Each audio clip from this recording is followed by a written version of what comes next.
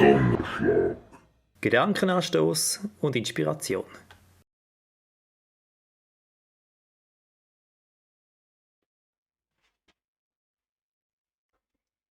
Liebe Metal-Gemeinde, Metall sind in kaltem Zustand hart.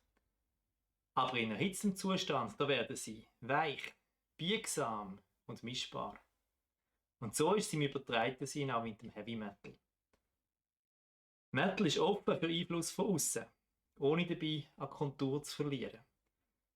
Im Heavy Metal kannst du tun und lassen, was du willst. Hauptsache, es ist heavy. So hat es der Kurator von der Ausstellung, der Professor Jörg Scheller, in seinem Buch 2020 eindrücklich gezeigt. Metamorphosen, die unwahrscheinlichen Wandlungen des Heavy Metal. Metamorphose, Metallmetamorphose, Metallumwandlung. Als Pfarrer von der Metal Church, da möchte ich euch Gedankenfutter mit auf den Weg geben zu Metamorphose in der Bibel. Der Prophet Jesaja und in fast gleichem Wortlaut auch der Prophet Micha, die berichten in einer visionären Schau von der Vollendung der Zeit. Und dort kommt es zu einer entscheidenden Metamorphose. Es werden Tage kommen, da ist der Berg mit dem Haus des Herrn der höchste Berg und überragt alle Hügel. Dann werden alle Völker zu ihm strömen und sagen, der Herr soll uns seine Wege lehren. Dann können wir seinen Pfaden folgen. Er richtet unter den Völkern und weist mächtige Staaten zurecht. Dann werden sie Pflugscharen schmieden aus den Klingen ihrer Schwerter. Und sie werden Winzermesser herstellen aus den Eisenspitzen ihrer Lanzen. Dann wird es kein einziges Volk mehr geben, das sein Schwert gegen ein anderes richtet. Niemand wird mehr für den Krieg ausgebildet. Auf, ihr Nachkommen Jakobs, lasst uns jetzt im Licht des Herrn leben. In unserer Welt herrscht Gewalt, Krieg und Chaos. Und anders als viele andere Kunstformen, da verschließt der Metal die Augen nicht davor.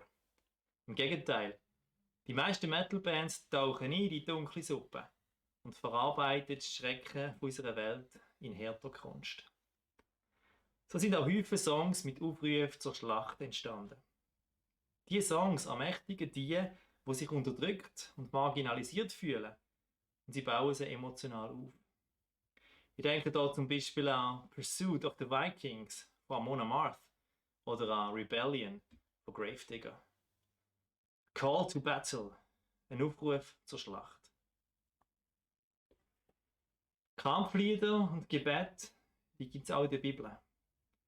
Der Prophet Joel zum Beispiel ruft dazu auf, Pflugscharen in Schwerter zu verwandeln. Spricht einiges dafür, dass es im Umfeld vom alten Israel in Kampflieder ein stehendes Bild war, davon zu singen, dass Werkzeuge in Waffen umgebaut werden.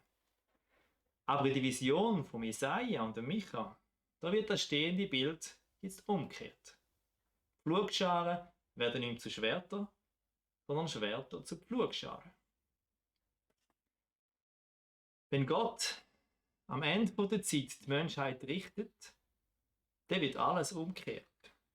Gericht heisst, das Recht bringen. Gott deckt dann auch das versteckte Böse ein für alle Mal auf und er weist es endgültig in die Schranken. Und Gericht heisst vor allem auch, die Verletzten und Unterdrückten werden aufgerichtet. Und wie am Anfang der Zeit das Paradies verloren gegangen ist, so wird es am Ende der Zeit wiederhergestellt. In ihrem Tempel haben die Juden schon immer ein Abbild vom himmlischen Garten gesehen. Und am Ende wird der Schöpfer die Natur verwandeln. Und der Tempelberg wird zum höchsten Berg werden. So sehen es die Jesaja und der Micha vor Augen gemalt. Die Vorstellung vom Gottesberg hoch im Norden mit dem umfriedeten Paradiesgarten, der kennen auch andere Religionen. Wenn es im ursprünglichen biblischen Bericht vom Paradies dreht ist, wo Wasserströme in die Welt rausfließen, so werden im neuen Paradies umgekehrt Völker von außen anströmen. Und sie werden fragen, wie man denn gut und gelingendes Leben im Sinn vom Schöpfer kann leben. Nicht in einem Kriegszug versammeln sich die Völker, sondern um bei Gott Frieden zu lehren. Richten bei Gott heisst also auch unterrichten. Interessant ist, es ist in der Vision nicht Gott, der die Waffen zerstört. Weil echter Frieden entsteht nicht, indem der Allmächtige einfach reinhaut und vermeintlich das Problem für uns Menschen löst. Sondern wenn Gott richtet, dann werden die Herzen von uns Menschen so mit ihm selber erfüllt und verändert, dass wir ermächtigt werden, selber die nötige Metamorphose zu vollziehen. Schwerter zu Pflugscharen umzuschmieden und Speerspitzen zu Winzermesser zu machen. Und mit dem umgewandelten Metall in der Hand, da werden wir auch wieder fähig zu dem, wo Gott uns vor allem am Anfang an dazu berufen hat. Nämlich, die Erde zu kultivieren, sie nachhaltig zu bebauen und zu bewahren. Die Vision bei Jesaja, die endet mit einer Selbstaufforderung. Auf, ihr Nachkommen Jakobs, lasst uns schon jetzt im Licht des Herrn leben. Das zeigt, dass die eschatologische Vision nicht einfach eine Vertröstung auf einen Sankt Nimmerleinstag ist, sondern schon heute können wir aus der Weisung von Gott leben. Das Licht von seinem Wort gibt uns Anleitung heute, um im Geist von dieser neuen Welt schon zu leben, wo Gott wird schaffen. Die meisten von uns sind keine Juden. Wir sind Teil der Völker. Aber wir sind alle eingeladen, durch Jesus Christus Teil der Verheißung vom jüdischen Volk zu werden. Weil Gott hat mit der Wählung vom Volk Israel nie einfach Partikularinteressen verfolgt, sondern es ist ihm immer ums Heil für die ganze Welt gegangen. Eine für alle. Im Vertrauen auf Jesus Christus, da kann jeder von uns schon heute die endzeitliche Herzensveränderung erleben, die zur Metamorphose führt. Schwerter zu Pflugscharen und Speer zu Winzermesser. Willst du nicht auch Teil werden von dem göttlichen Metamorphose-Friedensplan? Gelobt siegst du Herr, von Ewigkeit zu Ewigkeit. Dein Wort ist eine Lampe für meinen Fuß und ein Licht auf meinem Weg. Und Gottes Volk schreit Amen.